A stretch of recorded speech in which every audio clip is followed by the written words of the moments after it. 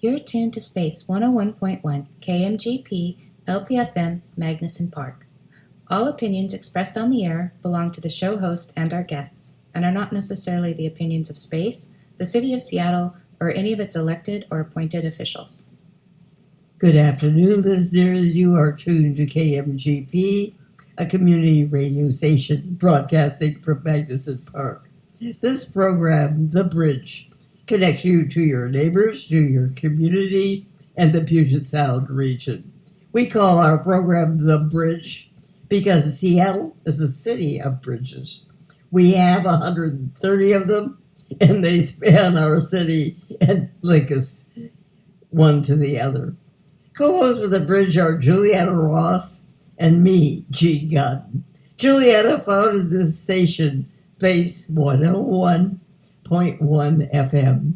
Space stands for Sandpoint Arts and Culture Exchange. Julianna has worked for just about every organization with Seattle in its name: Seattle Art Museum, Seattle Symphony, and Seattle Weekly, just to name a few. And then there's me, Gene Godden. I wrote for the Seattle Post-Intelligencer and then the Seattle Times before quitting in 2003 to run for city council. To everyone's surprise, I won and went on to serve 12 years. I'm now retired, and I write for postalley.org as well as doing research for this program.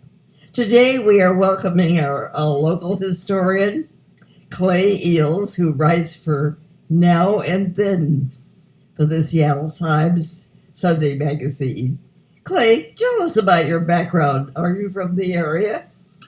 Oh yeah, I was born at Virginia Mason, and my first 3.5 years I lived 1/2 block from Wedgwood Rock in the Wedgwood neighborhood, and then I have to whisper this around here that then my parents moved us to Mercer Island because people today think that Mercer Island was in the 1950s what it is today, and it's not true. It was a first-ring suburb with 3-bedroom ramblers and so forth, and Lots of woods, probably. absolutely. Although the trees are bigger today, I tell you. You go over there, and I just can't believe how big the trees are. Anyway, when I was a kid, you see, my mom was born and raised in West Seattle, across from the wading pool of Hiawatha Park in the Admiral District, and we went over to visit my grandparents a lot, and that's when I fell in love with West Seattle. The rest of my family, my brothers grew up and got older. They wanted to go further to the east side, and my parents moved to Issaquah eventually, but I didn't want to have anything to do with that. I wanted to go to West Seattle, and after 12, 13 years down in Oregon at journalism school and working for the Oregonian and the Corvallis Gazette Times, I really wanted to get back up here, and I've been in West Seattle ever since 1982. What led to your falling in love with Seattle? Pardon? What led to your falling in love with You know, Seattle? my wife Meg and I do walks around our neighborhood and just funny little things. I mean, West Seattle is instantly lovable. I mean, the geography of it and the trees and so forth. But one day we were walking about a month ago, and I was pointing out the cracks in the sidewalk that the trees make, And I was telling her, there's something inside of me when I was a kid that sensed that you don't have that on the east side. A lot of places don't even have sidewalks, but the fact that the sidewalks are kind of rumbly in some areas, it sort of bespeaks an older area, a stable area, and the trees are just as magical as the water. West Seattle also, it's a peninsula, and so what really, I think, grabs people without them knowing it is something that's simultaneous. We are a part of the city, but we're also apart from the city at the same time. So there's this community feeling, but we're also real close and can get everywhere we want pretty quickly. How did you prepare to to work in history? What was your background? Oh, golly, you should know this, Gene, as a journalist. I mean, it's the first draft of history, the daily newspaper. Journalism is the first draft. And as a journalist, you're supposed to be sitting in the room, in the corner, taking notes. You're not supposed to get involved with stuff. And I worked for 4 different papers for 15 years, dailies and weeklies, and I had this notion in my head in the fall of 1988 that I was going to quit journalism and go be a teacher. I was going to teach high school kids how to do the high school paper. And I had 5.5 weeks of vacation built up from the West Seattle Herald, which I edited for 5 years. And so I took my bike and went to England, and I rode around. It was the only time I'd been off the continent. I rode around England for 5.5 weeks, and I came back, and they had elected me president of the Historical Society. So there's a lesson there. Don't leave town. But I had been involved in history through the West Seattle Herald because I was so fortunate to be the editor in the 80s when probably the biggest story in West Seattle ever, it happened right then over the course of years, and that's the building of the West Seattle Bridge, the high-level bridge, which came after about a dozen other earlier bridges across the corridor. And really, that's the whole story of West Seattle, is how do you get from the peninsula to the rest of the city. And then we did a history book, and it's a crazy thing, most exhausting and exhilarating year of my life. In 1987, we came out with a 288-page history book about West Seattle. Had never been done before, all at the same time as putting out the paper each week. And so that's what really immersed me and got me up to my nose and ears in history. And I really believe that if you love where you live, then the local heritage organization is the one for you, because then you get to find out how it got to be so lovable. Mm-hmm. And there's something about being embedded in your area. I don't care if you live here for 40 years or 40 days, you still want to be connected to where you live. And the more you know about how it got to be, I think you're a better citizen, and I think you're a happier person. So I've been carrying that notion with me for decades now. At 10 o'clock this morning, Clay, you took 80 elementary school students on a tour of the Alki area. What did you show those students? Oh, well, this is, it wasn't this morning, but it was a week ago. A week ago. I beg your pardon. That's okay. And did you have an amplifier? No. You had but you gotta hold the stage. You gotta command the stage with elementary kids. And, mid-June is the end of the school year, and they're hungering for a field trip, and going down to the beach and eating lunch is a good thing. So our museum with the Southwest Seattle Historical Society, called the Log House Museum, is just 1 block from the beach. Mm. And we hit, on the beach tour, we beyond our museum, we hit 3 main places where we stop and talk about it with the kids. One is what used to be called the Alki Homestead Restaurant, and is now Il Nido, an Italian restaurant, but it originally was Fur Lodge, and it was built 120 years ago, the first log structure on Alki.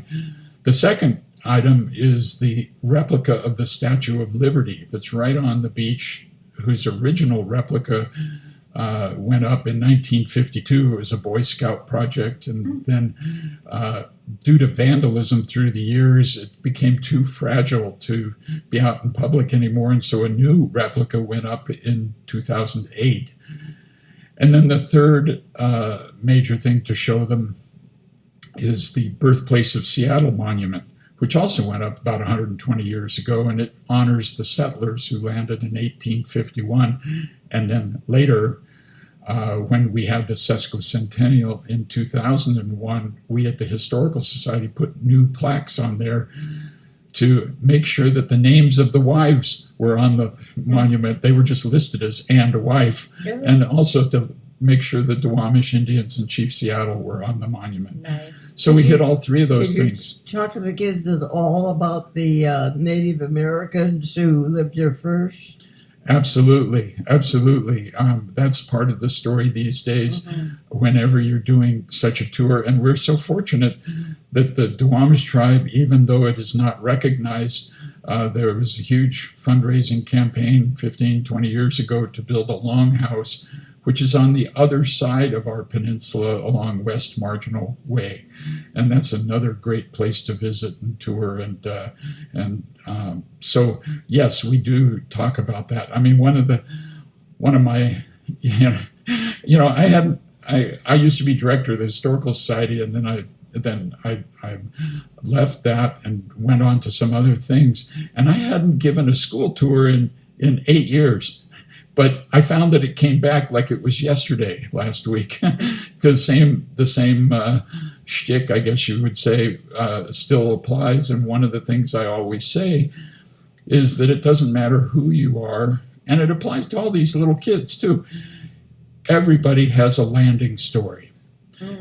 Either you're born here or you moved here, and with these kids, it's go to your parents or your family or others who might know and find out how you got here and why and the details of that. That itself can enrich your life. Yeah, that's great. Well, you worked, was it 5 years as the head of the Southwest Seattle Historical Society? What were some of the things you were able to do as executive director?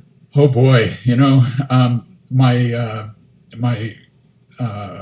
what's the word? The figure of speech I use a lot for being ED or executive directors is to be the Pied Piper. And I think that's a vital role. Not everybody can do it, but if you embrace it and you like it, that's what makes things happen, is when you wear your passion on your sleeve. And so one of the things we did was every year we organized what we called group hugs, where we had more than 1,000 elementary school students walk to a historic site. And this was just when drones were coming in, but we didn't use drones. We used a scissor lift truck to get a photographer, and the photographer was my now column partner, Gene Sherrard. Get him up, way up in the air, to shoot a photo of all these kids surrounding a historic place, whether it's the Homestead or the Admiral Theater or a school. And the magic of that is that when you display these giant printouts, giant poster prints at a street fair, these kids come running up and they have their hands out and they're pointing, they're looking around and they say, "That's me." Yeah. And what they're saying really is, "That's me in my community." And they're showing their parents. And a very wise person told me, it applies to almost any nonprofit venture where you're raising money, is if you get the kids, you get the parents. We also landmarked a couple of buildings in the Junction in West Seattle. Good job. I call them the crown jewels of the Junction: the Campbell Building, the brick building on the corner of California and Alaska, and right across the street from it, the Ham Building, which most everybody knows is the longtime home of Easy Street Records. Nice. So those are some highlights, many, many others, but those come to mind. Well, you were called a Pied Piper of Preservation and honored with the Preservation Championship Award. What led to that honor? Was that because of the way you saved those buildings? Well, I guess so, yes. What you're talking about is the Historic Seattle organization, and that came out of the blue. I had no idea. But I think it had to do with my preservation work with the Historical Society, yes. But I think an equal part is journalism. By its very nature, what you choose to write about and what you have a newspaper write about and cover is crucial to forming, your heritage, your cultural heritage as a city, as a community. And I'm sure it had partly to do with the fact that Gene Sherrard and I are doing the Now and Then column now, and the award you're talking about was almost a couple of years ago. We've been doing the column since about 2019, which seems like a long time, 6 years or so, but it's nothing compared to what our column founder did. Paul Dorpat started the column, set up the format for it in 1982, and went ahead and did a column every single Sunday for 37 years. Wow. That's 1,800 columns. How many of us do the same thing for 37 years and reliably every single week? I mean, it's phenomenal. Well, what's the got you started working with Paul and I can tell you, Dorpat column. Everybody's got a story about how they met Paul. And when I was working for the West Seattle Herald and the bridge was about to open, we put out a 104-page special section called Bridging the Gap. And we wanted it filled with photographs, not just of the bridge, but of all transportation in West Seattle, because we had the first city-owned streetcar system in the whole country. And in Seattle, we in West Seattle had the first ferry boat on the Sound, which went from downtown to the foot of Ferry Avenue. And I was looking for photos. This was in 1983. We were preparing this to come out in 1984, July 1st. And I knew that Paul had photos because he had started the Now and Then column a year prior in January of 82. And so I called him up. He said, come on over to my house. And anybody's ever been to Paul's house in Wallingford and gone down the narrow steps to his basement knows that even at that time, it was filled with file cabinets and drawers and shelves. And I mean, stuff was everywhere. And he goes to a little collection of drawers, opens this drawer, and pulls out a 2¼ by 2¼ negative that's got a little rip at the upper corner. And it's of the West Seattle Ferry in 1890. Wow. And he takes this negative and he hands it to me. He says, here, take it. He didn't know me from Adam. But he said, just get it back to me when you're done. And I did. And that sort of began our friendship. You know, that's a long time ago, more than 40 years ago. Amazing. And I know you still stay in regular touch with him. Well, yes, it's a dichotomy. He's still himself, and he's living in a nursing home not far from here at Sandpoint. It's up at 145th, the borderline with Shoreline. He's at a nursing home there, Avamere, 145th and 12th. And you can go visit him anytime. He loves to talk. He loves to banter. He loves to argue. But yes, I remember we had him on the program one time, and we tried to ask him questions, and he wouldn't answer. He would just ask us questions. Yes, yeah. He there is a bit of the imp in Paul, and yet all of the historical knowledge that he had is gone. Is it? It's largely gone. It's very sad in a sense, but it's not unique to Paul. I mean, where does this stuff go at the end of our life when not all of us lose our memories, but Paul is still Paul, and I encourage anybody who wants to go visit him at Avamere Shoreline, even if you never met him before. Yeah. He loves visitors, and you don't have to make an appointment or anything. And we go visit him from time to time. He knows that the next time that I visit, it's going to be this coming week. I'll be accompanied by people from the Magnolia Historical Society who have put out several historical books, and they attribute their inspiration for that to Paul. Yeah. And they're going to give him an award, and I'm going to videotape it. Oh, that's so neat. So he still likes talking about history, and he still knows a lot, or it's harder for him to access? He likes to talk, period. Okay. But he doesn't, Gene, if you thought he was evasive on your show, he knows how to fake it, but he's also, it's just not there anymore to the extent that we would expect or hope for. Yeah. But he's a happy guy. He's a happy guy. I can't tell you how many times I've visited him in the last few years, but every time he's always glad to see you and looking forward to that human interaction. I think there's a life lesson there. You know, we thrive when we're in the presence of other people. We're not meant to be hermits, Right. Well, that's a well-deserved award for him, so I'll look forward to hearing it. Sure. What has happened to the 300,000 pictures of Seattle that Paul had collected? I mean, when you're talking about having found that one, there were 300,000 more.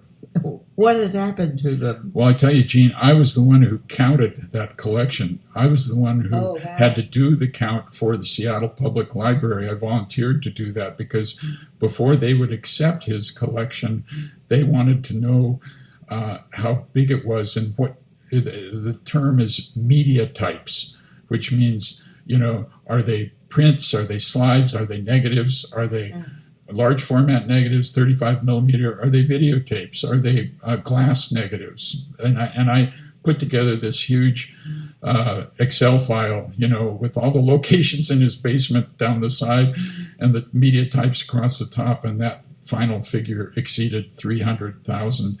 And the reason Seattle Public Library has them is Paul. Paul is a big believer. He likes to quote the phrase vox populi, the voice of the people. And what he's meaning by that is that Seattle Public Library, by its own mission, makes its materials available to the public for free.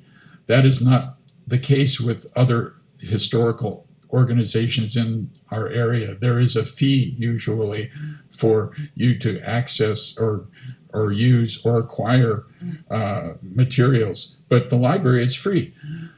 The hitch is we didn't drain Paul's brain soon enough before that stuff was donated to the library, and a lot of it is largely unlabeled. And so the library, through its foundation, found money to pay for an archivist professional to put together what they call the metadata to identify these items. And so the collection is there at the library, but it's not accessible to the public yet. We're hoping in another couple of years it will be. And it's so massive that they don't have room for it at the downtown library. They're storing it at the old Y building across the street. Oh, wow. Well, that's interesting. The wheels are churning. And fortunately, a lot of what Paul had already was scanned, and Gene and I, my column partner Gene Sherrard and I, we trade off every week with Now and Then. We have access to those photos. So occasionally you'll see in the paper still Paul Dorpat collection. That's where that comes from. Nice. Listeners, it is time to pause during today's discussion with Clay Eals to remind you that you are tuned to The Bridge, an interview program on Space 101.1 FM. You, the listener, can help keep community radio alive. We invite you to go to space101.org and consider donating or volunteering. But back to today's discussion with historian Clay Eals. Clay, last time we talked to you was when you were helping mark the 100th anniversary of the first round-the-world flight. Tell us about the 4 planes that took off from Sandpoint in 1924 trying to fly around the world. Well, golly, when you touch on all kinds of different topics every week, sometimes you don't remember all of the details of what you did last year, which is what that was. We actually did 2 columns on that last year. One timed to the takeoff of the flight, and the other timed to the landing of the flight when they got around the world and came back here. And you will remember I was on your show with Elisa Law. She's just a fountain of knowledge. But this is back in a time when flight was still a novelty, and it was something that was almost seen as magical that this would happen. And this was not the first round-the-world flight that had been attempted, but this was the first one that was successful and made it back. Now, not all of the pilots made it back, not all of the planes made it back, but they did like you say, there were 4 planes. That ensured that there was some backup there. And it was a huge celebration out here at I call it Sandpoint, I should say Magnuson Park. And you had coverage not only from the Seattle Times, but other media as well. And fortunately, there were and still are people who are flight enthusiasts. I mean, there's a term out there for people who love streetcars and they call and trains, and they're called rail fans. And they're the kind of people who, if you ask them what time it is, they'll tell you how the watch works. Well, aviation is the same thing. There are specialists out there who that's their main thing. And that's not me. I'm a generalist, but I can appreciate the enormity of the task and the thousands of people who came out to welcome these people back when they flew back into Sandpoint. It must have just been amazing back then. Well, that's a digress, but we were talking earlier about journalism. You taught journalism for a while. Where did you teach? I taught for 2 years at South Seattle Community College. That was when it had community in the name. With name inflation, they took out the word community, which I think was a mistake. I also taught briefly at the University of Washington, filling in for the News Lab program there. I went to journalism school at the University of Oregon, I was so fortunate to do that in Eugene because the journalism school was tied so directly to the newspapers in Oregon, and the Publishers Association and the school were almost hand in hand. Not so up here at the UW. It was much more known as a theory school, that you would learn about journalism theory, but you couldn't come out and write a story after you graduated. And so one thing that happened very fortunately in the 1980s was that they started a program called News Lab. It was an 8-credit course where if you enrolled, you actually wrote stories for local newspapers when we had more of them then, local weeklies all around the area. And I became a part of that. I would publish them in the West Seattle Herald, and then there was a time when the director of News Lab, you may remember Pat Foote. Yes, indeed. She needed to take a vacation in the summer, and I filled in for her summer of 1989, I believe, and that was good. Journalism is teaching anyway. The things you learn for how to be a teacher, you use them in all kinds of ways in your life. So I kind of think of myself as a teacher too. And I think teaching is the highest calling, the highest profession there is out there. I bow down to anybody who's a teacher. Well, tell us about your books. You wrote 2 books, Steve Goodman, Facing the Music, and Every Time a Bell Rings. Are those books still available? Yes, my Steve Goodman biography is available, and all you need to know is my name, Clay Eals, because that's how you get to my website, clayeals.com, or you can Google Steve Goodman, and it comes up pretty high in the rankings. Steve Goodman, people may not know his name. He kind of flew just under the radar. He wasn't a household name. But his claim to fame nationally was that he wrote the song City of New Orleans, that Arlo made a hit, Willie made a hit, hundreds of people recorded. And he was just the best entertainer I ever saw. I only saw him perform twice. And part of his story was not about music, it was about mortality. He died at age 36 of leukemia. Well, my goodness, to have that much fame. Yes, he was phenomenal. He was diagnosed when he was 20, and for 16 years, from about the 1970s through the first half of the 80s, he traveled the country. He was amazing. The other book, Carolyn Grimes.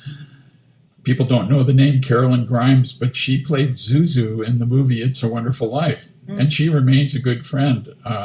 She was born in 1940, And so it's easy to remember her birthday. I'm born on the 4th of July, so she's coming up on her 85th birthday. But she was 6 years old in that movie, and both of those are biographies. That one is out of print, the Zuzu book, but you can still find stray copies on eBay. I had a boss when I worked at the Hutch, and he said, the thing you need to know about Clay is that he wants to write about the nearly famous. I love it. And I just figure those people deserved a book. Why write the 50th book on Elvis? Yeah, good point. Are those books still available? Can we order them from Amazon? Well, yeah, but I prefer you not. I boycott Amazon with a passion. I don't want us to turn into that or Costco or whatever. But on my website, you can get it at clayeals.com. That's the Steve Goodman book. And as for the Carolyn Grimes Zuzu book, it's out of print.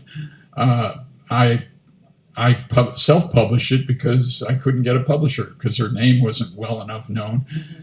Printed 1,000 copies. I sold 800 of them, gave the other 200 away. I maybe got a couple of copies at home. Oh, wow. But you can find them on eBay every once in a while, and or ABE books. So yes, they are available. And it's the kind of thing they'll outlast me. And that really feels good that somebody out there will be reading something that I wrote long after I'm gone. That is neat. Do you have another book in the works? Oh my, I've got a guilt cloud over my head about a book that I did 100 interviews for, and that would be a baseball biography of Fred Hutchinson. Fred Hutchinson. I worked at the Hutch for 13 years. I was their publications editor, and I've interviewed all of the family. Some of them are gone now, and famous baseball players who played with, for, and against him, like Yogi Berra and Warren Spahn and Stan Musial, guys like that, and they're gone. But I just haven't pulled the trigger to pull that together. I've been playing around with a theme for that because people may know that he died at age 45 in 1964 of lung cancer. He was a chain smoker, and his brother Bill founded the Cancer Center in his brother's honor. And that's how the Hutch name is much better known now for cancer than it is for baseball. But when he died, they created something called the Hutch Award. And one of the 4 criteria, keep in mind, this is 1965, one of the 4 criteria for the Hutch Award was manliness. Yeah. Imagine that today. I've been quite subjective. Yeah, well, and it's, how do you define that? Yeah. And what did they mean by that with him? And that's a whole cultural thing to explain. And, I think a book with that title would sell these days. Just, it would be intriguing. Yeah. But I don't know if I'm going to get that one done. I'm sure. Oh, you got a title, though? That's right. Yeah. That's a beginning. Clay, you've covered some amazing stories from our past in the Now and Then column. How do you decide what to feature? Well, that's a good question, Gene. Gene Sherrard and I are never at a lack for column ideas. The trick is to pick which ones and see which ones can still sit on the back burner for a while. And as you know, in journalism, it's a lot about timeliness. So sometimes we time it to a season or a holiday, or to the publication of a book, or to an exhibit coming up, or some sort of other event or observance that makes the column timely. And then some columns are just timeliness or timeless, and so they can run anytime. And we try to mix it up. Sometimes they're pretty serious, and sometimes they're much more lighthearted. So we try to inject some variety. But certainly, anybody who watches the media landscape these days knows that the Times is the only show in town in terms of a newspaper anymore, and their priorities in their news coverage, they put a lot of resources into topics such as education and mental health and homelessness and et cetera. And what's really kind of happened is that anything that's history related kind of falls back to Gene and me. So occasionally we get an idea from the Times saying, would you cover this? But we have to come up with our own ideas. And people are not shy. The trick, though, is it's not just about writing about them. As Paul Dorpat said many times, the key to a good now and then column is a great then photo. Mm-hmm. If you don't have a then photo, you don't have a column. Mm-hmm. And by that, if you're not familiar with the format, the column takes an old photo and then we try to shoot a present day photo from the same vantage point so that people can compare the two. And then we write about it. So it's the now and then. Yes, exactly. So how do we do it? It's, Yogi Berra had a phrase, 90% of this game is half mental. Well, I would say 90% of this game is half subjective. We get a lot of leeway, and Gene and I talk all the time about what should we be doing. And we send in a story list to the Times for 6 months out, but we break it all the time because new stuff comes up that sort of stands up and says, write me now. Yeah.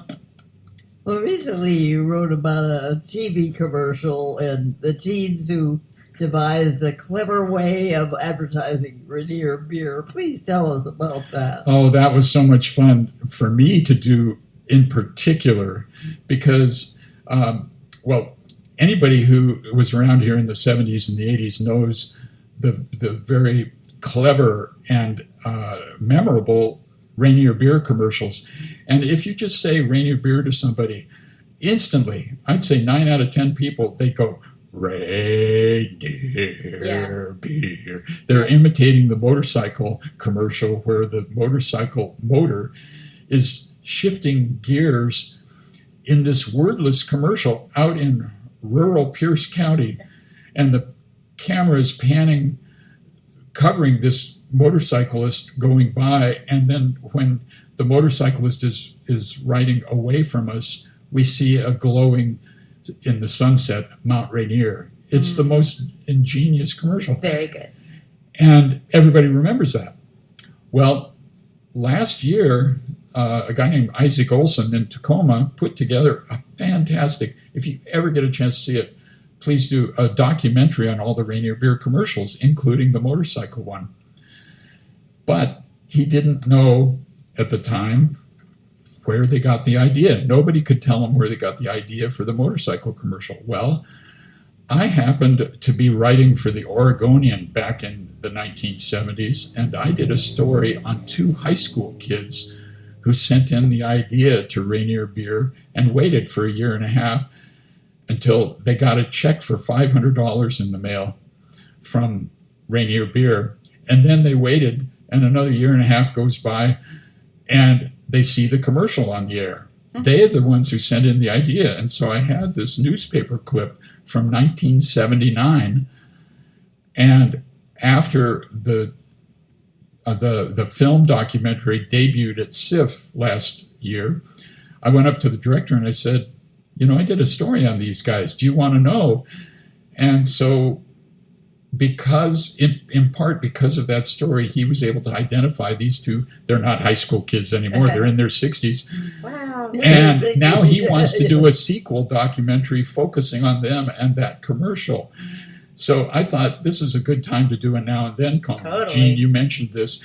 And the revelation is, do you have the picture in your mind of this motorcycle commercial? Yes. It's out in rural. Is it like a Kawasaki? There's no house, nothing. Well, today you go out to that site, and it's hundreds of houses in a housing development, all neatly trimmed, and fences, and telephone poles and signs and speed limits, and so that's about the juiciest kind of now and then column you can do, where you can identify the site depicted in the then, but now you see it's totally changed. dramatic. But there's still the mountain there. Yeah. And this housing development, they have signs, real estate signs out on the road that say Mountain View. So that made it really a delicious column to do because there was such contrast and because so many people remember that commercial. Yeah. Well, my all-time favorite of your now and then pieces was when we wrote about Almost Live, a long-time weekly comedy show. Tell us about assembling the cast from way back when. We'll talk about herding cats. They're all over the place. They're not all in Seattle. I brought in the magazine today. That was a treat. I found out that MOHI, Museum of History and Industry, was going to do a 40th anniversary exhibit on Almost Live. And so I pitched it to the Times, and occasionally, instead of just the 2 pages of Now and Then, they let us do a cover story. And so they allowed me to do a cover story on this, which ran last summer prior to the opening of the exhibit. And that took over my life for about 3 months. I way over interviewed it, but it was a lot of fun. I met all of the cast members you can remember, from John Keister on down to a lot of the behind the scenes people. And that's where our blog at pauldorpat.com comes in handy because I've got all those interviews there as web extras.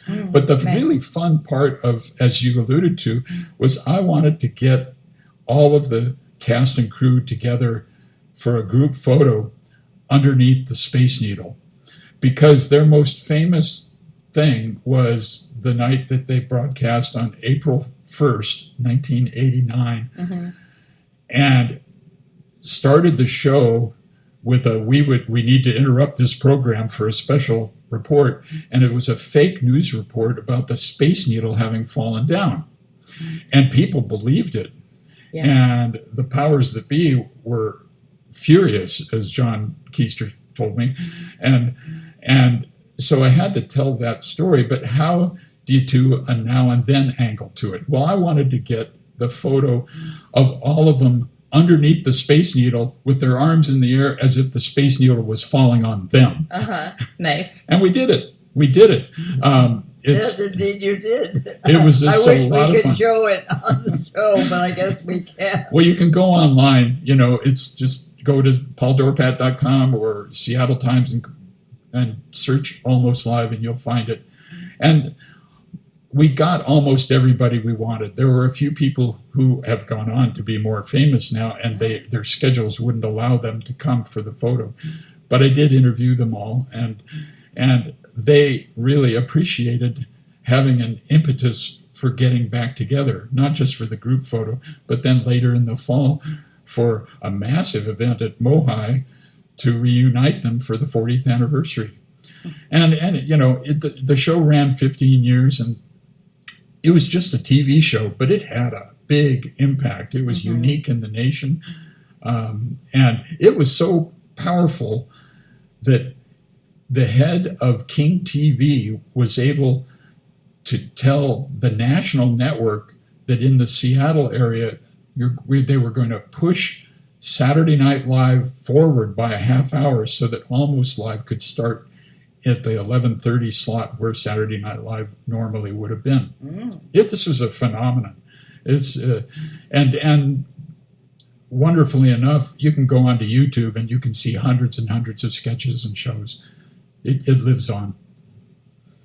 Did you have any difficulty tracing all of them? Not really. They stay in touch with each other to a large extent, and so they were able to connect me with other people in their group. And then one of the key cast members, Pat Cashman, who's got a very distinctive stentorial voice. I mean, he sounds official. He has a wonderful voice. Yes.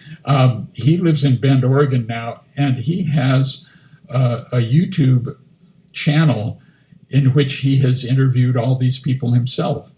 I think it's Almost Live, Alive Again, something like that. And he connected me with people. There were people who flew into Seattle just because they wanted to be in the photo. Ross Schaefer is down in Oklahoma. The guy who played Billy Kwan, who was in many sketches, he flew in from out of town. It was just delicious. They were, you know, they weren't a perfect show. It shows in the piece that people were having a great deal of fun. Yeah. They look back on it so fondly. It's for many of them, it was the highlight of their lives. Yeah. Well, tell us another column. Tell us about the early directional signs. Oh. So that when a motorist came to a fork in the road, how did they know which fork to take? Well, we're so used to governmental signs now, you know, on the freeway or anywhere, you know, that tell us, even just street signs. I mean, we take it for granted that we come to a corner and there's a street sign that tells us what the streets are at that intersection. But there was a time, 120 years or so ago, when cars were coming in, when the cars came in faster than the roads, and the roads came in faster than any kind of signage, and governments were not doing that. So kind of what arose from the grassroots was a series all over the country of what they called automobile clubs, which morphed into AAA that we know today.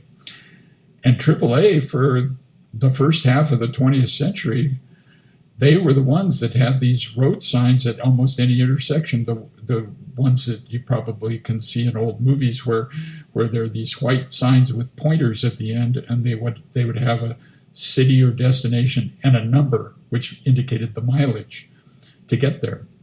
So I did a column on that recently. I just thought that was a fun topic that probably there's some people who don't realize that those existed, and they're kind of quaint, you know. You can see these kind of imitation signs like that around as pieces of public art around in Seattle. Well, they're paying tribute to the old AAA signs. Talk about the column you wrote on the anniversary of the 1965 earthquake. What should we know about that quake? And did you take an opportunity to tell us what we should do if another one came along?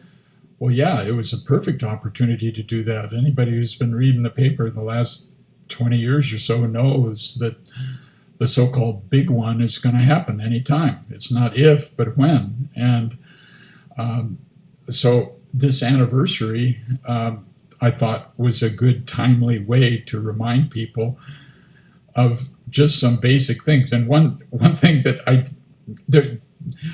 didn't do it, Gene, with photos this time. I have a good friend at Como TV. He's a hero to me. He's the archivist there.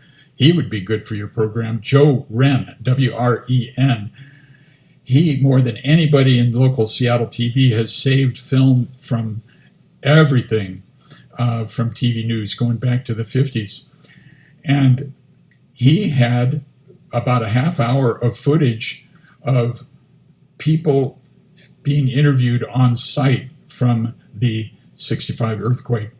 And so you can, from film, you can take what's called a screen grab and make a photo out of it. And so there were building shots, but there also were person on the street interviews, brief ones, 10, 15 seconds. And I put them together. And it's funny, all of the people who got interviewed by Como that day, they all said the same thing. The reporter is saying, "So what did you do?" And the person says, "I ran out of the building." Well, that's the exact opposite thing of what you're supposed to do. You're supposed to get down in a corner next to a wall or underneath a table. You're not supposed to run out of the building. And so that was a teachable moment. Yeah. Interesting. I don't know that we get any better educated in the 2001 Nisqually quake. I was in the newsroom when it happened, and my colleagues ran out, which was silly because it was in a very kind of precarious area where they had to go down a stairwell, and why they didn't get hurt, I think is a miracle. I was at the Hutch that day in 2001, and I got down on the floor and remember holding up a file cabinet that was wobbling that might have fallen over, but others were just zipping out of the building. Zipping out. And our facilities director was yelling at him, "Go back and say, what are you doing? The wires could fall on you. Glass, yeah." But I think it's a natural reaction. Sure. It's fight or flight. This thing is happening. I got to get out of here, as if there's some magical destination. Get away from it, right? Well, getting into a little bit less fantastic thing, talk about Laura Meyer, the beloved Lake City school librarian. She was a children's librarian at the public library. Yeah, mostly what did you learn from Laura? Yeah, out in Lake City. The ideas come from everybody, and there's a guy named Casey McNerthney, former journalist for the PI and TV stations. He's now the spokesperson for the King County prosecutor. He's a good friend, and he told me about Laura, and he had done a story on Laura for a free monthly newspaper out in Lake City. I think it was 30 years ago. And he had photos that he had taken of her, and he loved her when he was a little kid. And he said, "Do you think you could do a column on her? She lives in Vancouver now." And I said, "Sure," because now and then it's not just buildings, it's people. And that's Jean Sherrard and I try to put people into the photos in our column, because people like to, that makes it more appealing. And this was wholly a story not about a building, but about a person. She is long retired, but she said she comes up here to visit relatives every month or so, and she'd be happy to come up and do a now photo and meet. And so Casey, through social media, promoted the fact that she was coming, and he got about 30 people who were kids when Laura was the librarian to come and tell her how much they meant to them, which was, there was laughter and there was tears. It was a great reunion. And she even read them a few stories. Nice. That was a fun one to do. I bet it was. Tell us about a little bit different kind of thing about David Williams and his guidebook, Seattle Walks. Where did David want to take us? Well, he had written a book, Seattle Walks, but his new edition of it added some walks and condensed some things. And like I said earlier, any excuse for a party, well, that makes it timely. His new book is coming out. Let's do a column on it. And so I took him down to the old Georgetown City Hall, which was featured in one of his newer walks, and photographed him there along with a photo of the. And as Paul Dorpet notes, sometimes the now and then is almost identical because the building hasn't changed, that tells a story in itself. But David. Oh man, David's a Renaissance man. He's prolific. I don't know when he sleeps. Well, I certainly enjoyed his book, How High, How Steep. Yeah, Too High and Too Steep is his hallmark, but he's written other books too, Gene, and I admire him both as an author and as a public speaker. He's great on his feet. He's very captivating. And we just decided to do a column on his book this past winter when it came out. He has a show on the station now. Good. Yeah. Good. I think it's a half-hour show. I'm not sure when it is, but I'm surprised you could get him. His schedule is so booked. Listeners can check out the website, space101.org. Yeah. FM.org. Oh, you have a column that I think it's soon to appear called Animal Storm. Boy, are you on the beam. Which is a totem-like sculpture there in Wallingford that has all kinds of animals. Another timely element that we often go to is anniversaries. And this summer, the Wallingford Parade is celebrating the 40th anniversary of the installation of this pole that is right at the heart of Wallingford, next to the Wallingford Center. And it depicts all these animals swirling around the pole that the artist had come up with the idea, because these are animals that are living around us, but we really don't pay much attention to them. Anything from fish to birds to squirrels to, there's dozens of different species on this pole. And then at the top, he put a cat, because they had a cat at home. This is 1985. And he put the cat they called Mama Cat. And he would be drawing his drawings in preparation to creating this sculpture, and the cat would jump on his drawings. and finally, when he shooed off the cat, he says, "If you stay off these drawings, I'll put you on the top of the pole." Nice. So this cat is up there ready to pounce, and so the Wallingford Parade people and Historic Wallingford contacted me and said, "We're going to do this summer. Can you do a column?" And so that's going to appear the weekend before the big Wallingford Parade. And they are asking people to show up for the parade in animal costume. Wow, okay. Oh, in animal costumes. Community ID there. When will that be?